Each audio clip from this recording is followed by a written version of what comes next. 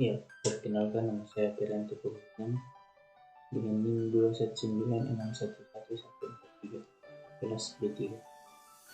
Pada video kali ini saya akan mempresentasikan tugas mata kuliah metode penelitian rancang bangun sistem pengelolaan arsip surat berbasis web menggunakan metode waterfall.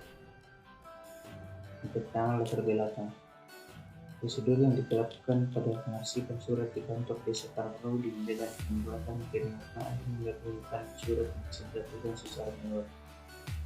Latar belakang kedua itu memanfaatkan teknologi berbasis website yang memungkinkan penyimpanan arsip surat bisa dilakukan dengan mudah, akurat, dan cepat. Kemudian yang kedua, rumusan masalah. Bagaimana rencana bangun sistem pengelolaan arsip surat berbasis web itu dapat menggunakan metode waterfall. Yang kedua, bagaimana sistem informasi arsip surat itu dapat menggunakan PHP Hypertext Preprocessor atau PHP dan MySQL untuk pengelolaan basis data. Kemudian yang ketiga, batasan masalah.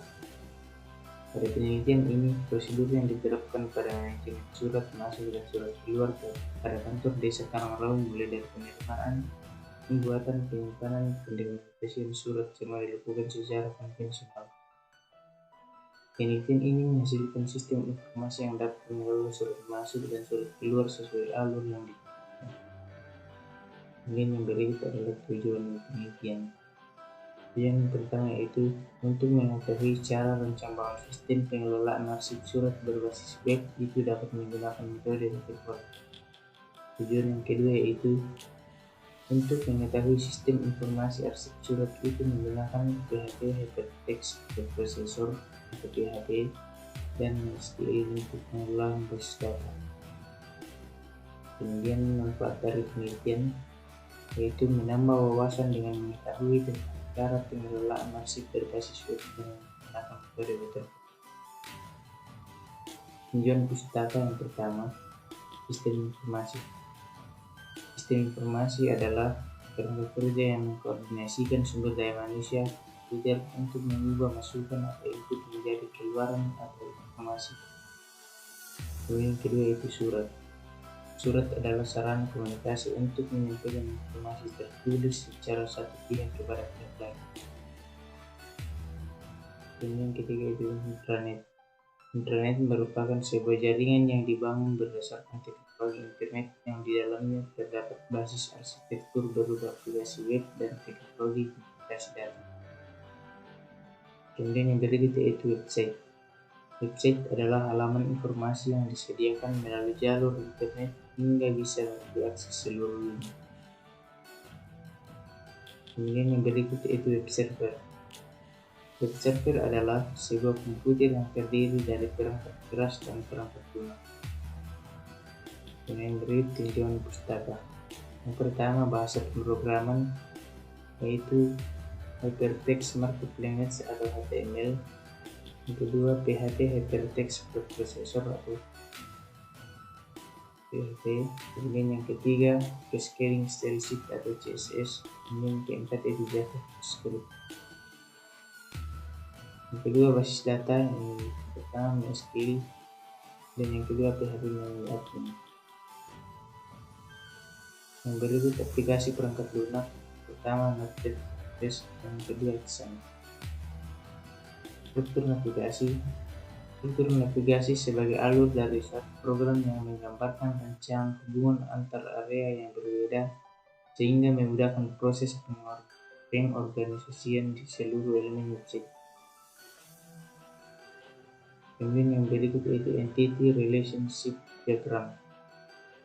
Entity Relationship Diagram atau ERD adalah model yang banyak digunakan dalam permodelan basis data. ERD dikembangkan berdasarkan teori himpunan dalam bidang matematika. Kemudian yang berikut yaitu Logical Record Structure. Logical Record Structure adalah dibentuk dengan nomor dari type record. Kemudian yang berikut yaitu metode pengumpulan data.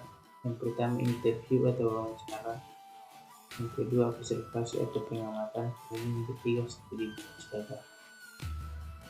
Yang berikut, metode pengembangan perangkat lunak. Pertama, analisa merupakan suatu kegiatan yang dimulai dari proses awal di dalam mempelajari sesuatu.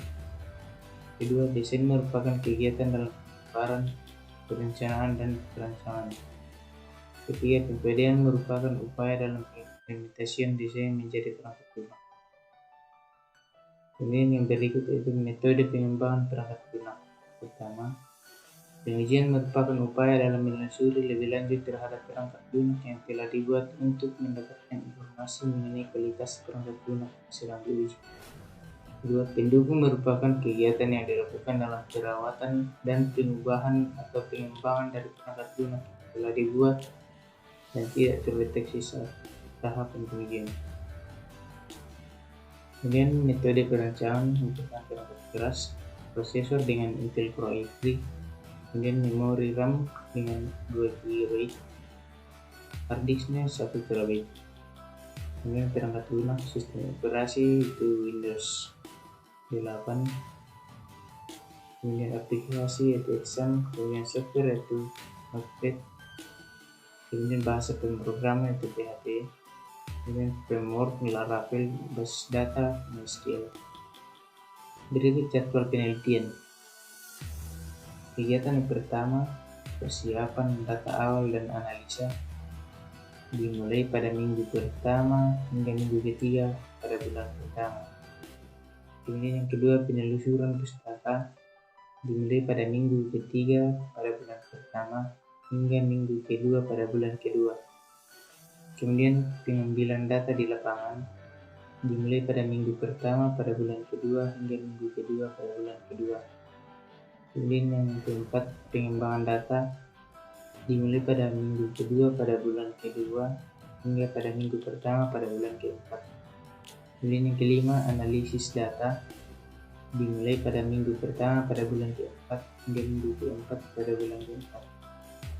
Kemudian yang keenam, pembuatan buku petunjuk, dimulai pada minggu pertama pada bulan kelima.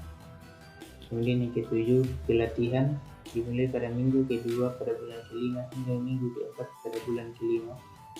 Kemudian yang kedelapan, tes data, dimulai pada minggu keempat pada bulan kelima hingga minggu keempat pada bulan keenam. Kemudian yang kesembilan, pengujian data, dimulai pada minggu keempat pada bulan keenam hingga minggu pertama pada bulan ke-8. Kemudian yang terakhir, laporan keluaran, dimulai pada minggu pertama pada bulan ke-8 hingga minggu ke-4 pada bulan ke-8.